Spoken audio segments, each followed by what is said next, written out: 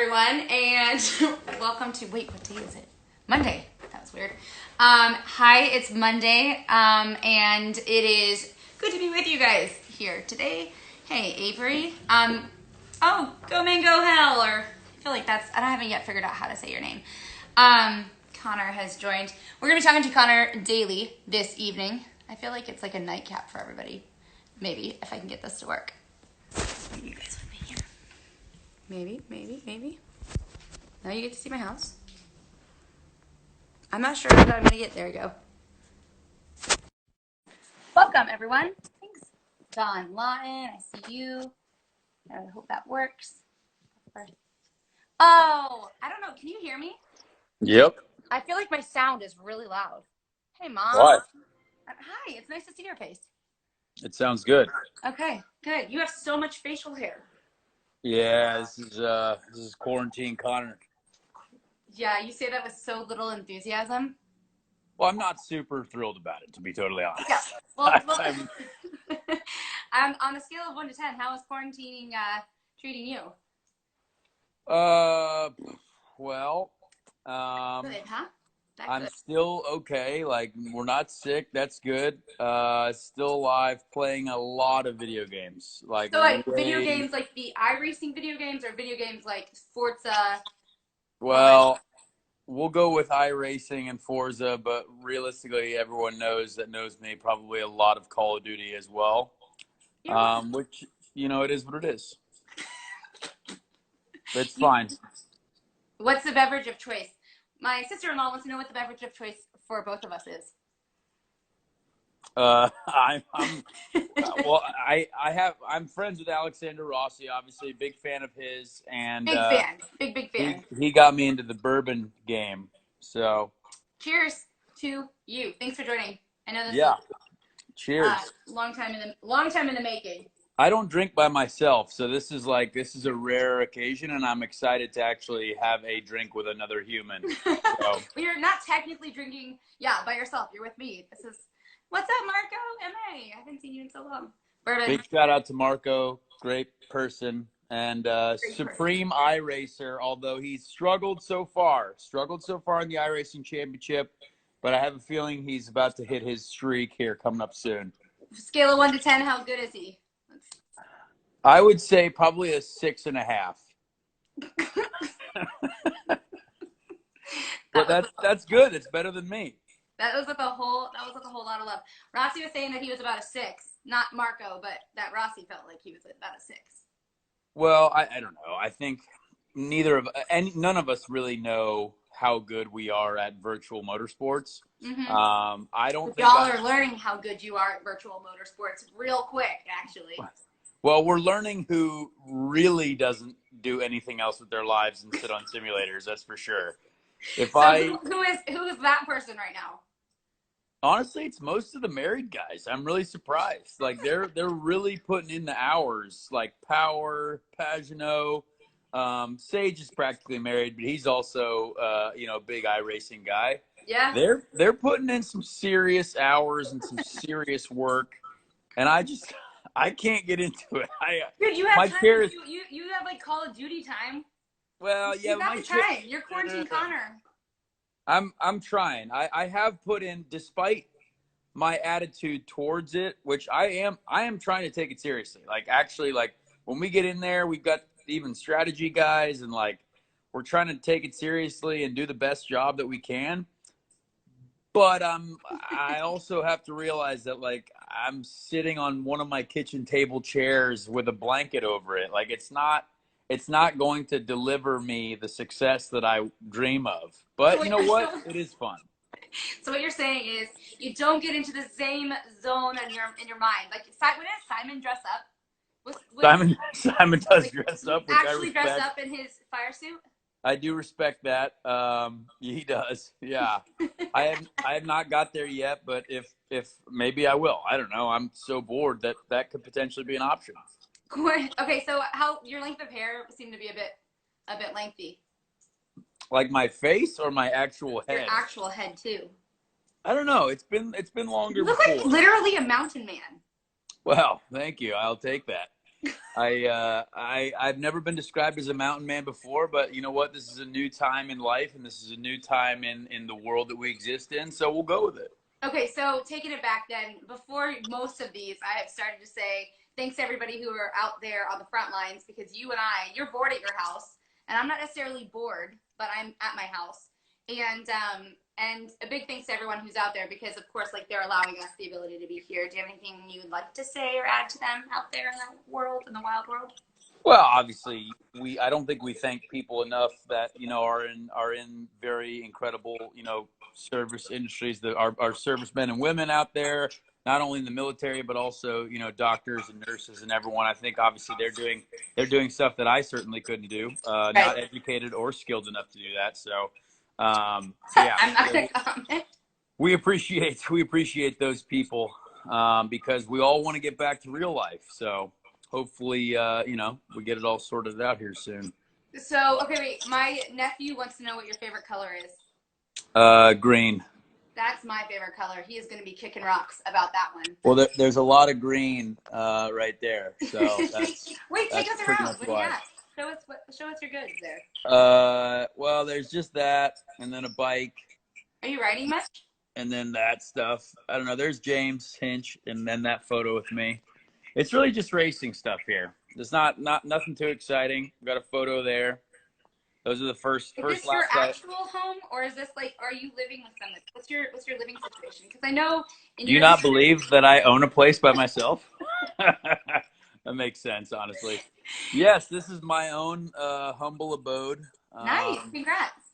Thank you. I appreciate that. Yeah. Show us. Like, can we see Marco's helmet? I really want to see Marco's helmet. Will you please show it off? A lot of people do like to see Marco's helmet. That is a prized possession. Why do you have Marco's helmet? Because we traded, and he gave me this one, and he said thanks for friendship, which that's nice. Wow. Very nice of him. That is so nice. And there's Alex. Why there's do you have TK. all of your helmets? Because we trade. There's Hinch. What did he write? What did Hinch write on there? I don't know. It looks something very nice. To Conrad Dizzle. I can't read his writing. It's Canadian. We've also got Carlos Sainz Jr. Very cool. Oh, yeah. Like that. Raced with him in GP3 a long time. So. Yeah. You live in a theme park. I'm curious about your theme park. Wait, what theme park? Apparently your house is a theme park. No, that's not true at all. There's just a lot of stairs. There's a lot of stairs. Okay, can we take you back why it's so impressive that this is actually your real home? And how many basements have you lived in over the course of maybe your budding career? Well, I think it's great. I think your story is phenomenal because not everybody gets a chance to live it like that. No, it's true. I mean, you've known me for a very long time. So ever since high school. So I have certainly lived in many a place, lived all across the world, in other people's houses. When I lived in Europe, I lived with family friends, and they let me live there. And then I lived when I got back to IndyCar land. James Hinch got hurt, and he needed some help at the house while he was recovering, and I ended up there and just kind of never left. Were you actually taking care of him? I didn't realize that. Yeah, because his lady at the time ditched out of the country and never came back. So I ended up just staying there, which was kind of fine in the long run. It was good move. He's now with a great wife, so that worked out fine. So I just ended up there, and then after that, I moved into Alex's house. Yeah. So Alex moved to Indy, obviously, because he's an IndyCar driver now. This is like a hub for those IndyCar drivers. It does seem to be that way, and he moved in 2016, and then I was there basically, for that my whole our rookie years, and then eventually got my place at the beginning of 2017. Okay, so no more chances that you're moving in the basement of. Why did I think he said that you were going to be moving back with him? Was there a chance that you guys were going to rekindle and move into his basement again? Who, Alex? Yeah. Was it a recent conversation? I mean, he's got a great house now, so I certainly would. Well, he has a pretty good lineup of the bourbon, right? He has an entire bar full. Well, Am I I reading mean, into what I saw on an image of what it was? let's be honest. Alex's new contract is financially sound compared to mine, so I think he's definitely in a good spot, and I have really enjoyed being at that place whenever I have been invited. Obviously, not a lot of hanging out in the quarantine era, but Yeah, no. before and hopefully Doing our part. after, yeah, before and hopefully after, we can have some great times. Okay. All right. Do we think, going back to iRacing real quick, IndyCar on NBC is asking, do you think the iRacing stuff could lead to some more drivers crossing over in real life? Which I have to believe that it would in some capacity. What do you think? What about even maybe like an event where whoever wins get a ride, or at least in a. You know what's funny is I actually remember they did something like that when I was back in like Pro Mazda in like 2009 and 10. We there was this one guy like won an iRacing. I don't know if it was iRacing, but it was some sort of simulator challenge, and he got a test in a Pro Mazda car, Mm-hmm. and he got, and I think that's really cool, honestly. Yes. Like I love that happens, and like I know Gran Turismo did the same thing, and like I actually ended up racing against one of the kids in Europe that like won the simulator challenge. Wait, how long ago was that? That would have been 2000. This is like 2011, 12. So this was like when it was all like really starting to develop. Yeah. Yeah. And I remember, I'll never forget the story of the kid who got the test, because like 3 laps in, he threw up in the helmet. Like he couldn't, like he couldn't do it. And I was like out of nerves or what? I don't know, but you got to think, like, it's so different when you put everything in motion. Yeah. But I truly do believe that there are some like really talented sim racing guys out there. And some of them, like the world's fastest gamer, that competition, and some of the other stuff that like Gran Turismo has done and McLaren has done. Right. I truly believe that there will be at some point, a driver that creates a career purely from what he does on simulator racing, but not yet. I don't think. I think there's still so much that you have to go through in racing, unless they literally just pay for everything and you get right into the right programs immediately. But it is tough to, compare the two still, I think. Okay, I have a comment on that. I just want to say hi, Liza. Hi, Liza, lady love. Hi, Liza. Liza, the mama of all humans over there. I really feel like. Yes. I think it is interesting, and I think that putting it all together it's significant to say that actually being a driver is a challenge from a physical standpoint, a mental standpoint, and even somebody like you who have, I like to say your career has been a grind in a lot of ways, right? It's like probably a decent descriptor of it, right? Oh yeah. And like sure. As it relates to kind of getting in the car when you need to get in the car, how does one like get in when maybe they haven't been driving a lot? And right, you got to get mentally and emotionally prepared for something that, like, I don't know, could have been tough. Like going from iRacing into a real car. Yeah, I mean, honestly, I find it very hard to believe that you could go straight from, doing a bunch of races on iRacing to, the real thing, just because of, again, the physical aspect. The physical aspect is such a massive part of it.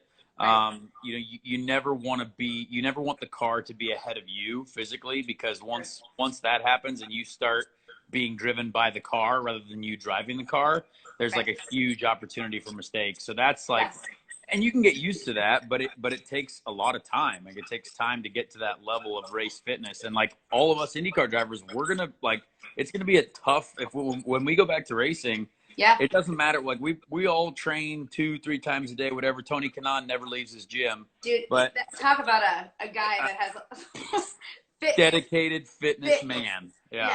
Good for him. Like it's still gonna be hard for us, like when we get back in, because it's been the longest time we've all ever been out of a car, and like you lose a little bit of that race fitness, Interesting. Yeah, I haven't even thought about it from that angle, because in my mind I'm like, oh, these iRacing guys are on a track. You're getting seat time, if you will. Although it sounds like you're not really getting seat time. You're getting like kitchen chair time and a blanket.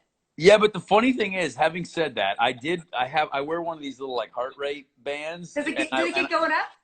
And I wore it for the race over the weekend, and my heart rate was at 162, and I burned like 500 calories. So I was like, maybe something is going on there, but it's not necessarily the physical strength. I think it's more just like you're going crazy trying not to make a dumb mistake on a video game. Do you sweat? Oh yeah, I'm up there sweating like crazy. Just wondering. There's no airflow, so like I'm just sitting in a stale room, and nothing's happening. So I tried to get a little bedroom fan set up there so we can get a little bit of driver cooling. Yeah, just a see little. how it works. Just blow it off a little bit. Yeah, I can imagine, because I think like that would be something that I remember from even the Forza stuff, and it's, you know, controller based, and like these guys are like literally like sweating, taking their shoes off. They would take their shirts off if they were allowed.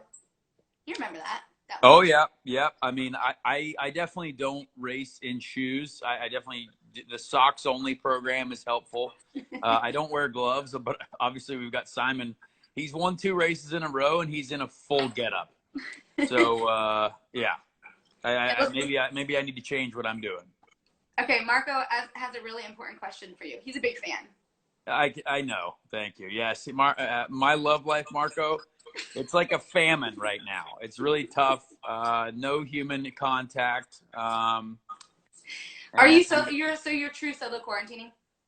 Oh yeah, I'm a big quarantine guy. Apparently. So but you know what? It's for the people that we're following the quarantine, right? It's all in the long run. If I don't hang out with anyone, that's probably a good thing. But it's tough, you know. It's tough. You can only do so many. You can only send so many DMs in a certain amount of time, and it just doesn't work. So sliding into the DMs thing is not a quarantine option. Not right now, because what do I say? How's sitting at home? Well, it's great. It's awesome. See you never. That's what happens. That's actually really funny. Okay, curious about your disgusting double jointed shoulder. Since you're quarantined, have you gotten a chance? Oh wait, did you? Is that what that is? Wait, what? Do that again. What is it? Oh, show the people your Ew, that is bad. What does that mean? I just have a normal shoulder. Hi, PJ. PJ. You actually don't. That's actually not what you have, in fact. But yeah, I guess I do have double jointed shoulder. Actually, they're hyperextensive or hyperextended. I don't know, something like that. Hyperextended. Yeah, and this one, my right one's torn all the way around, so that's good. Yeah, that is solid. I actually have hyperextended arms too. It was really good for swimming, but not so good for like. It's actually like my own field goals when I lift my arms up. It's pretty cool. And yeah, that's awesome. Well, we all have our talents and. You can't win them all. Yeah. Okay, so taking it back to just like some trackside stuff, the journey that you've had. Let's talk a little bit. People always are curious, like who's people's idols and icons. Like obviously, like you have had a lot of people to look up to. Just in response to just posting that I'm talking with you, people are talking about your dad. Who's like been the biggest influence racing wise? I don't actually. Well, I mean, obviously, my dad, like he was a pretty big part of my life. But I mean, any of those guys that you think of when you think of IndyCar legends, I got to meet those guys when I was young. Gilles de Ferran, Dan Weldon, guys like Sam Hornish Jr. My stepdad was also a part of Panther racing back in the day. Right. Those guys were always really cool to me. And even guys like Thomas Schechter as well, I had a lot of respect for because how's Thomas doing? Well, he's back on the internet now, which is great. I can't wait. Look forward to that content. Right on. And he's got a kid. Did you know that? I did not know that. Yep. Got a that's child. Fascinating. So that's cool. So yeah, I mean, I had a lot of people that I had a lot of resources to talk to and ask about, racing and just talk about it in general, which was really cool. But definitely my dad, he was the leader of the pack when it came to worthy information. Right. Yeah. And by the way, yes, this is wine. I know that. Yes, this is wine. This is my second time I've had an actual alcoholic drink on this show. So thanks, Connor. That one's for you. I got you on that one. I didn't want you to drink bourbon alone. I didn't really want. That was definitely for you on that one. I love that. Your dad, in fact, is a big influence. I imagine, though, I guess I can't imagine what this is like, actually. What advice does he give you? I know, you have people like Marco and Graham and all those folks who, have had parents in racing. How does that work for you? Well, are you glad? Yeah, it was nice. I mean, he knew a lot. I mean, He I still don't think does. he wasn't as successful as Marco and Graham's dads, but he was still beating around the racetrack a little bit. Yeah. And I think through his career he learned what worked and what didn't. So I had a lot of a lot of good advice there. He was really hard on me. Yeah. But I appreciated that in the long run. At the time, it You're sucked. talking about this as though he's not this way anymore. Is he? I mean, obviously in quarantine life, it's very different. Yeah. Well, I mean, honestly, like he doesn't like he's sort of reached a point where he knows that I know what I need to do to be better. You know what I mean? Like he's already now he's just a fan. Like now he comes out, when he comes out to the track, he just enjoys being there. And if there's something to talk about, I like to talk about it with him. Yeah. I think now finally he's got to the point where I think he thinks that I'm good at what I do. So that's nice. And how long did it take? I mean, how much was that approving for you? I mean, I would have thought I would go through that process probably I have something to prove. Did you ever feel that way? Oh, I mean, all the time. And still. Yeah, still for sure. But I mean, it's cool. I think I enjoy having him around more now than I did sort of when I was just trying to get into IndyCar. Yeah. Because now, now we're heavily into IndyCar, and it's, as you said, it's been a rocky road. It's been a little bit difficult. A little grind. But I think we've certainly proved a lot of points on track when we have been out there. So it's been, it's been nice to have him around now as just sort of someone to talk to and someone that's definitely in my camp all the time. Yeah. Do you think IndyCar is your end all be all, or is it one of those things that, I mean, it's kind of cool, and people who don't know IndyCar probably aren't aware of how close the group of people are. I mean, it's such a huge community. Yeah, it's cool. I mean, honestly, I love being an IndyCar driver. It's the coolest. It's the dream. It really is an incredible experience to get to race and talk to the guys that we do get to talk to, and I do appreciate it. So, and I've had it taken away from me, which is why I appreciate it now even more. So, I think there's a lot still to do. And hopefully we can do a lot of that this year once we actually get the show on the road. But yeah, it's pretty cool to be here. And this is without a doubt the final goal, where I want to be for the next 10, 15 years. Yeah. One of the things I think is interesting, and we can talk about quarantine life all day long and how exciting it really is for you. But I think the idea of going into this and how, I was going to say, hi, Seth. Look at you just joining the chat. The idea of the purpose that's taken away for a lot of you guys. I think that had to have been tough. I know that Alex was expressing how kind of purpose was taken away a little bit. Well, and that's happened to you before, as you said. Yeah, I mean, it's weird because the off season is already super long. So you go into that and you're all right, now we're going to train for however many months and we're going to get ready and we're going to do some off-season testing and we're going to go do simulation work. And that literally all it all leads up to St. Pete. And we got to St. Pete, we were there. I saw the race car, I saw my pit box, and then they're yeah, go home and sit around for the next 3 months. And you're oh my gosh, this is insane. So it's a really weird feeling. What did you guys all do on the plane ride back? Because Sebastian Bourdais came to Mecum in Phoenix, so we got him there. Yeah. I was just kind of curious, did people stay and go on boats? What did people do once they were okay, peace out? What do you do? I mean, honestly, we got pretty intoxicated at a brunch place in St. Pete, right before the flight, because it got canceled in the morning.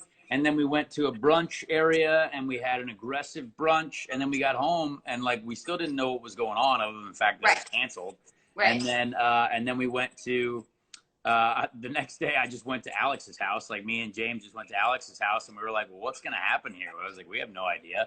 And then that was pretty much the last time we all hung out for a long time, because then everything became pretty serious about the lockdown and all that stuff. So it was just weird. No one. And we're sort of still in that zone of no one really knows what's going on, but we're just kind of adapting to it day by day.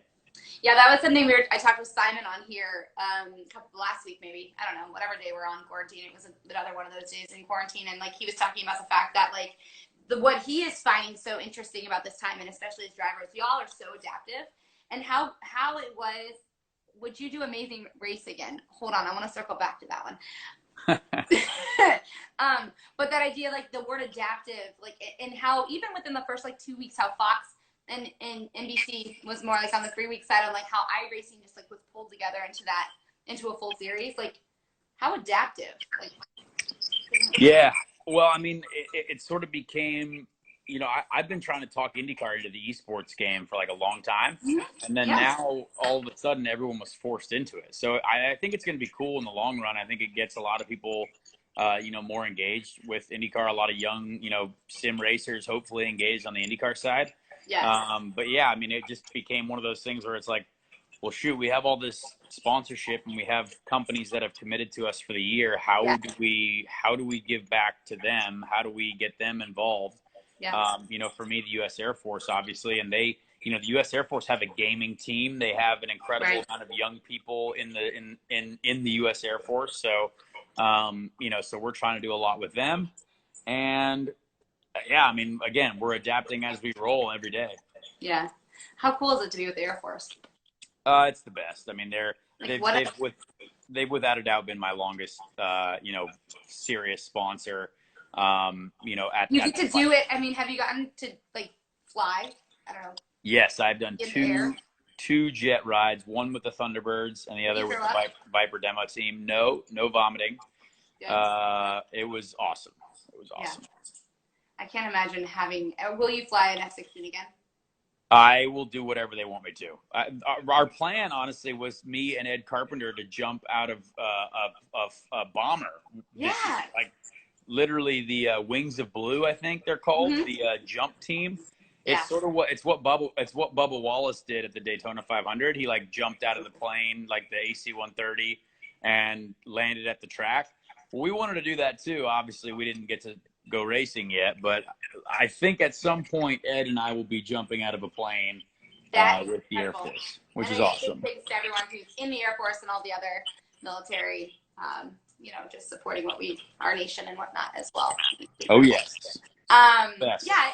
Okay. So going back to Amazing Race, of course, like not that you ever want to talk about Amazing Race again, but maybe you do. Would you ever do it again? I would do it again. Yeah. Would you do The Bachelor? Would I what? Do The Bachelor? Oh yeah, for sure, 1,000%. Especially after this quarantine, get me on that show 1,000%. There's got to be somebody who knows somebody. Yeah, I mean, it's been talked about. We're not like me and The Bachelor has been talked about before, but they always seem to film during racing season, which is tough. Yeah, can't you convince them otherwise? Has there been a redhead before? Great question.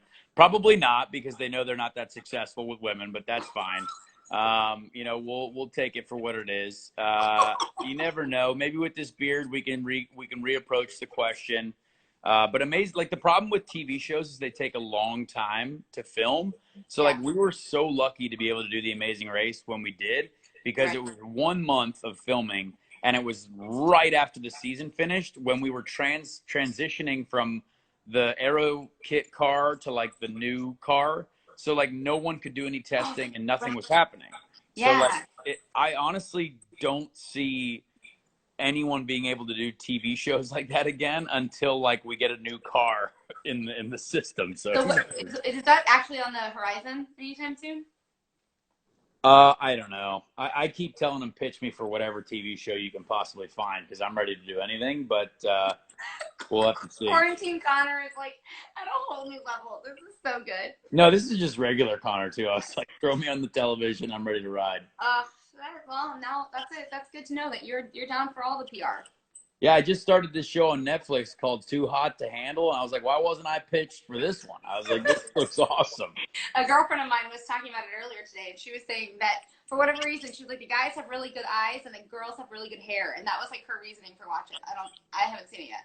Yeah, I don't look like I would fit in that scene, but I would certainly get the most sunburn in that situation and could potentially be a hilarious addition to that group of very finely tuned individuals. Yeah, for sure. Or you could just you could actually then get some sort of like sunscreen sponsorship out of it. That might also be a good a good way A to go? sunscreen partnership would be fantastic and ideal for my lifestyle, but we haven't approached Banana Boat about it yet, so you never know.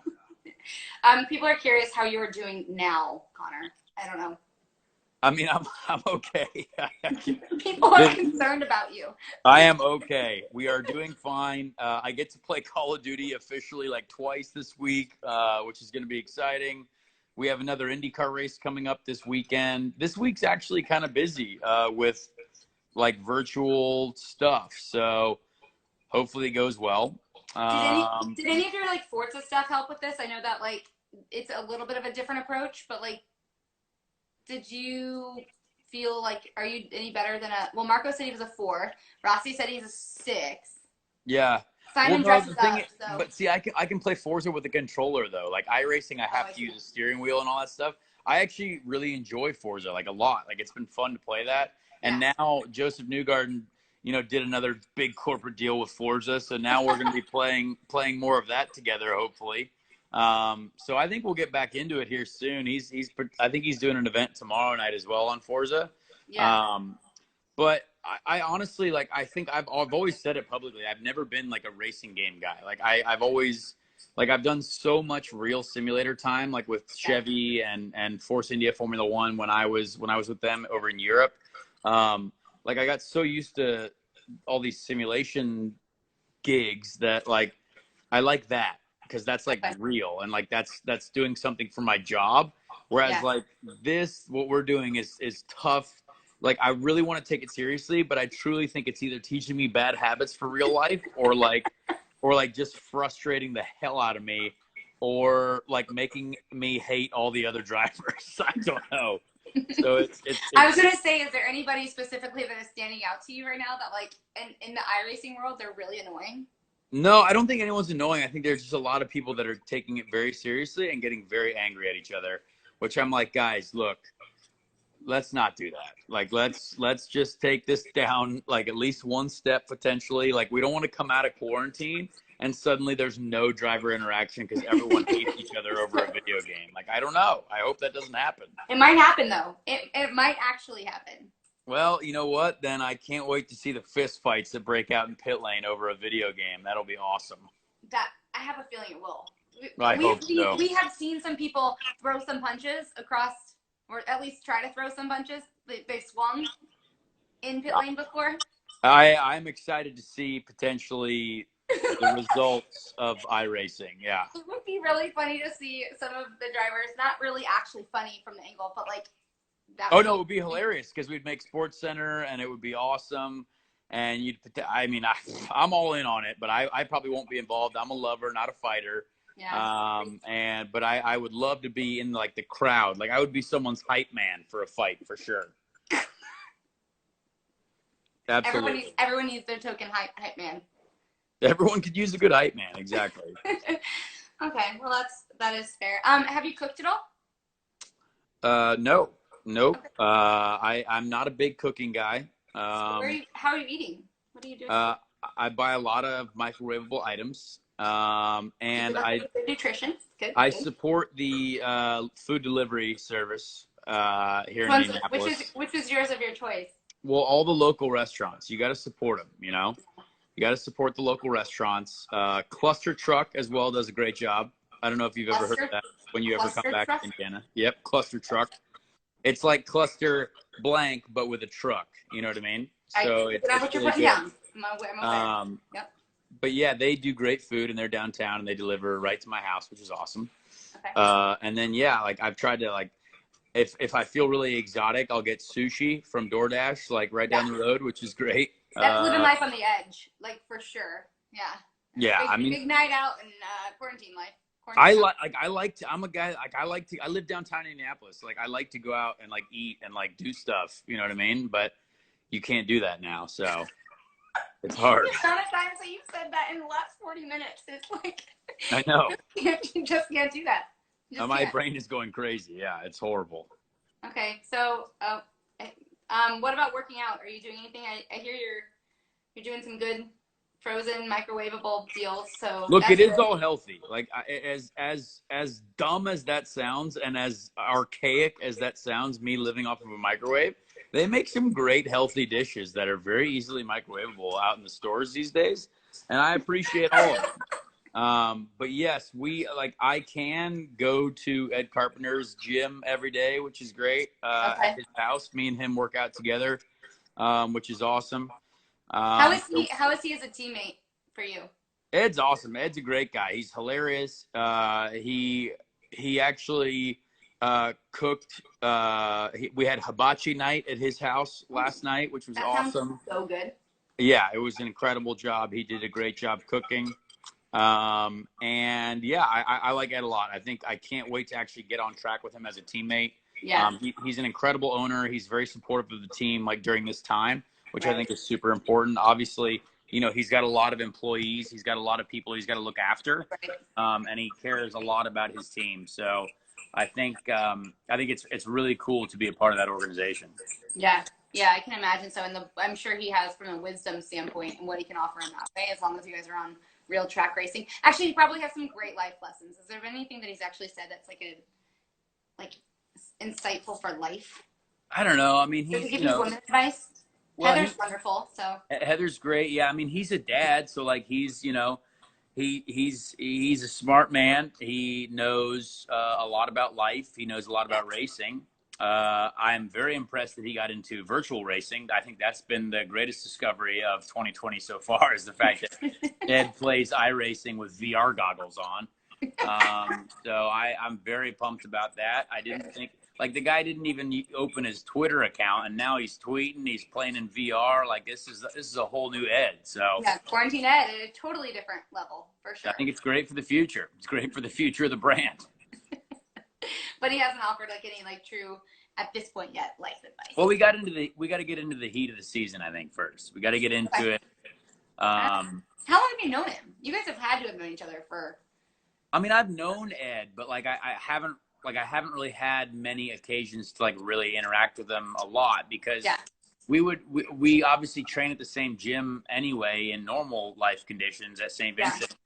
And, we would have short conversations every day. He always, I would try to drive for him, but there was, we didn't have, we didn't have the sponsorship that was needed, but he always, we always talked about it in the off season. And, it just never clicked until now. And I think, having, like, he's got a great tie to Indiana, obviously, as well. And so to have us both on the same team, it always made sense. Like, the fans always tweeted aggressively at Ed saying, like, why are you not hiring Conor? And I was like, did they really? How does it feel to have that kind of support? By the way, someone just said, this guy is one of the best personalities in motorsports. That's like, I appreciate that. That's a solid compliment. And people are backing you, tweeting angrily at Ed, like. Oh yeah. For years. The first thing he said when we signed the contract, he's like, "Oh, finally, your Twitter army will get off my back about not hiring you." And I was like, "Well, you know what? I'm glad we put in that work." Yeah. So, but why do you think people are supportive of you in that way? I mean, obviously. Well, I don't know. I mean, I just try to be genuine. I try to be myself. I try to be, I'm just a normal person like anyone else that happened to, get into something and pursue something that I really enjoyed doing, and that I believe that I can do and that I'm good at. And yeah, I mean, I like to just interact with people. I mean, I like the fact that we have a ton of people out there who also appreciate what I do. And I love racing, and I love to share racing with people, because I think it's such an exhilarating sport and an exhilarating, activity. So if I can be the guy to help, spread the racing word to, a ton of people, then that would be awesome. Okay. This is something that I don't know that I've ever asked you this. So when you were young, you're still young, you're young, but well, I don't know about that, but I appreciate that. Yeah, just youthful. Anyways, so when you were young, and you were like hanging out with people that were way older than you in the in like the motorsport industry, and which was good, right? But like sort of, I'm kind of curious, like, did that influence you one way or the other? Did those people? I mean, I don't know who exactly it was, but I remember you were always out and about with like some really wild folks. I don't think so, because I wasn't really invited to those things until I was of age. But I mean, You know what I'm talking about, right? Like The people, mid 2000s looked great. Like the mid to late 2000s were essentially, I was born a little bit too late.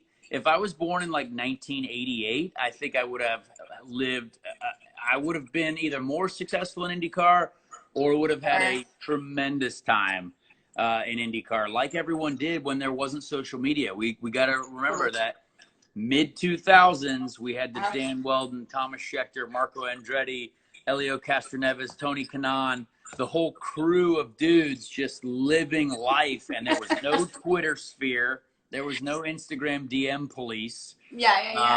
And they were out there living and also producing some of the greatest racing content ever. Right. So I did look up to those guys. Thought that was a heroic move by all of them.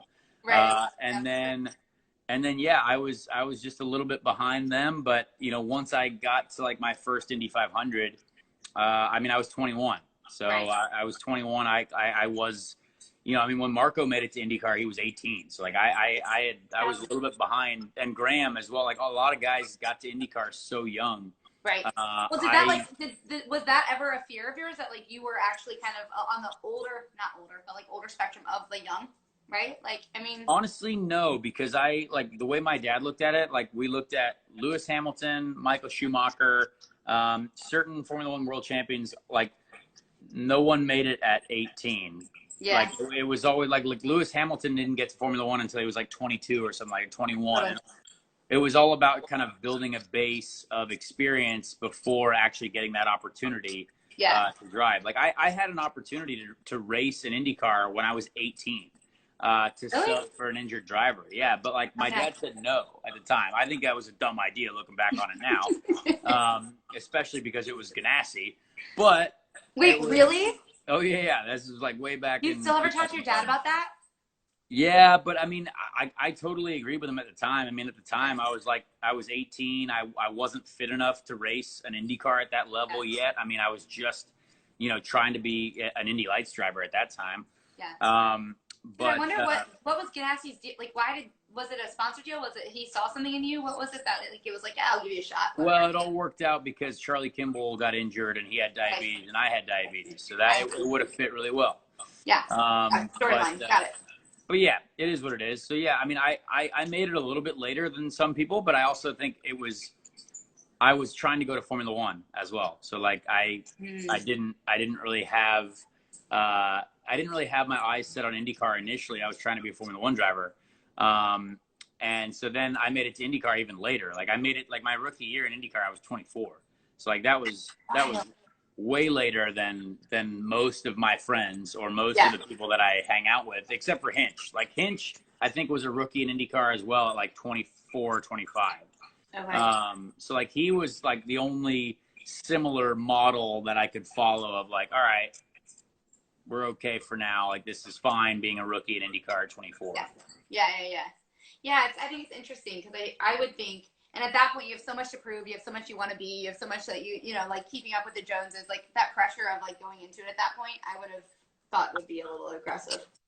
Nah, it's all good. Pressure, I don't really mind pressure. I just like to drive cars and do that stuff. Okay, so people are wondering about NASCAR. Of course, you've had your opportunity to run multiple different things.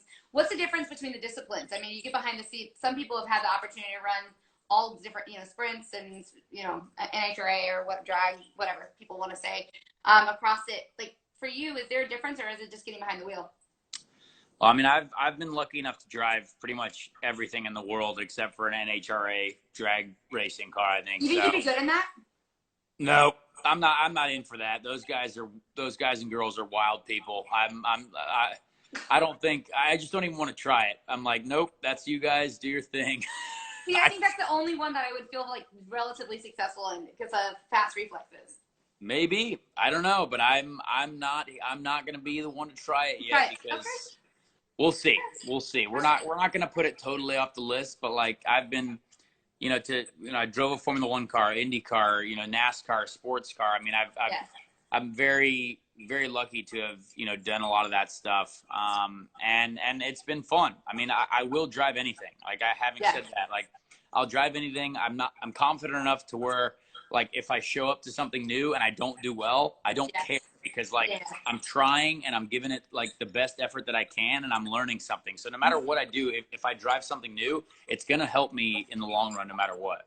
Well, you've also had like the opportunity to like not, I mean, you've had the downs already, right? So you're kind of at the point where it's like, what's the worst case that happens? Worst case scenario at that point, you know? Yeah, I mean, the dirt midget racing that I've done makes me a little nervous. Like that Yeah. is quite dangerous, and I'm like I try to limit myself there, but it has been enjoyable to learn a lot about that racing too. Yeah. Yeah. No, I think one thing I know when Rossi went and did like Baja stuff, I was hoping that like more IndyCar drivers would come Yeah, and do a little Baja. I would definitely do it, but like Alex, obviously, he's got a great deal with Honda, so like that was that works out really well. But I would definitely do Baja. Like I've tested, like I know a couple people asked about rally cars. Like I tested the GRC cars back in like 2016 and God bless 2016. GRC. Rest in Yeah, peace. God bless GRC. That was a lot of fun. I did Liza, rally you're school. still on here. You're my soul sister forever with GRC. Right. Yeah, I mean, I've tried almost everything. Like I really Yes. have. But you also got to remember that like racing is a business. So like I can't just go and say, "Hey, I want to race in this series," and I can do it. You know what I mean? You have to pay attention to the right opportunities, and if there is an opportunity, then you got to be able to take it. But like getting behind the wheel of one of them, like in a different discipline, it doesn't. I mean, it's just driving for you. In the end, I mean, anything that you get in and drive at a competitive level, like it will help your driving. It will help you as a driver for sure. What about some of the guys? Okay, so fast forward when hopefully we resume life again and August comes around, the Indy 500 happens, and who would you want to see in the Indy 500 at this point? Like if there would be somebody from maybe NASCAR or maybe NHRA, or who would you think would be the coolest person to compete against? You guys have already had some good ones in your time. I mean, I think obviously Kyle Busch is going to do it at some point. I think it's just a matter of time, and he doesn't want to do it with the wrong team. He wants to do it with a really good team, and I think that would be really cool. I mean, anyone from any other discipline, even any other Formula One guys, any other NASCAR guys. I mean, just to see anyone come over and do it. I think they all, both in Formula One and in NASCAR, they know how big the race is. So I think it would be really cool to, just to see anyone. Obviously, seeing Fernando again come back will be really cool. Do you think he will? Oh yeah, I mean he's signed up to do it. So okay. I mean I assume he will. But yeah, that guy deserves another proper shot at it, obviously. So yeah, well, I mean the Indy 500 is still the Indy 500. It's the greatest it's the greatest spectacle in racing. It's so cool to see the attention that it does get from other series, other drivers. And it's an honor to be a part of it. So I would love to race against the best of the best, no matter who they are, no matter what series they are from. And yeah, we'll see. Okay, so another question was, are you one of those guys? And some people are, some people aren't. Like where you get into the driver's seat and you put your helmet on, and you're like, I'm just gonna worry about whatever happens later on. Or are you one of those guys who like in the middle of, or before it all begins, that you really start to get in your head? I mean, for me, when you strap on the helmet, like there's nothing else that comes into your head. You got to do the best job that you can. I don't know how you guys do that. But. Well, I mean, you go through a lot, right? Like you think through, certainly in my head before the start of the race, you think through plenty of scenarios that could happen, right? Well, if these idiots hit each other in front of me, which way am I going to go? You know what I mean? Or if you're on, if you're on pole, if you're starting up front, what's the best case scenario here? So I don't know. There's a lot that you can think about. But in the end, I've even gone to, mental coaches before as well to get your head in the right place for races, which I think is how has that helped you? It help you? Well, I mean, I think it just there's a lot that your brain controls, oddly enough. And so like if your head is in the right space before a race, which I think I've thankfully because of my temperament and like because of my very I guess I don't put a lot of pressure on myself, and I'm not affected by anything going on outside. Like if I don't stick to a routine, like if I don't, take 42 steps to the car before I get in, like I'll have a bad race. You know what I mean? But there are people who are that way. Like if people there are absolutely people who will take 24 or 71 or whatever it is, and they will count every single time. Exactly. And like, honestly, that's just not my thing. Like I don't want to overthink it. Like I'm not an overthinking guy. So, So yeah, so I'm very low key, just do my job. I know what I want to do out on track, and I know how to get there by doing it. I know that I have to be prepared diabetes wise before I get in there. And then that's the most important thing. And then once that's taken care of, then I just go in and do my job. Okay. And I know a lot of people, I'm sure you've been asked this a lot, but like, is there any effect for people who don't know, like what having diabetes, how that can be impacted in racing and motorsport? Yeah, I mean, diabetes, it's hard, right? It's not easy. But yeah, it's one of those things that, I mean, I've had for a long time. I've had since I was 14, so I got used to it pretty early. Thankfully for me, it's been very consistent, and I try to stay really strict on how I represent or that community and how I do my job. With diabetes, and honestly, it's all about preparation. It's all about preparation. As long as you prepare, your body is consistent. Mine has always been consistent, at least. And you just have to stay up with it. That's it. Like, honestly, you and Charlie talk much about that? I mean, have you guys ever like not really. No, I was curious. No, is there anybody else in motorsport that you have, or any other athletes that you've talked to about it? Yeah, I mean, like, I was teammates with Ryan Reed in NASCAR when I did that NASCAR race, and like I get along with Ryan really well. He's a good guy. Definitely was cool to talk to him about that. But Mark Andrews for the Baltimore Ravens as well. He's got type 1 diabetes, oddly enough, and he had an incredible year this year.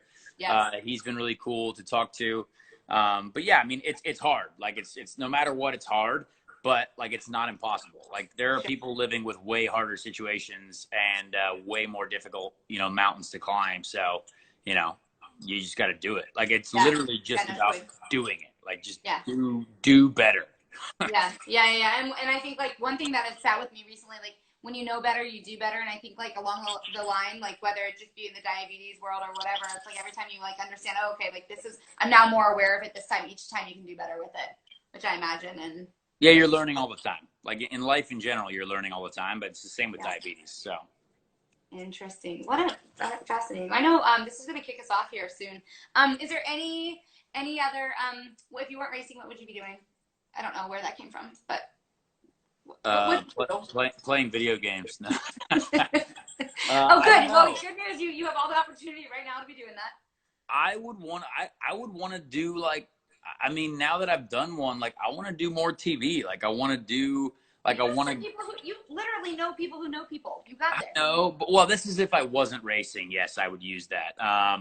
But yeah, like, I don't know. I like entertainment. I love like the film industry as well. Like, I would love to get somehow involved in that. I just want to produce content, have something going on, do something with cars. But if I wasn't racing, I mean, it's hard to picture life without racing. So I don't know.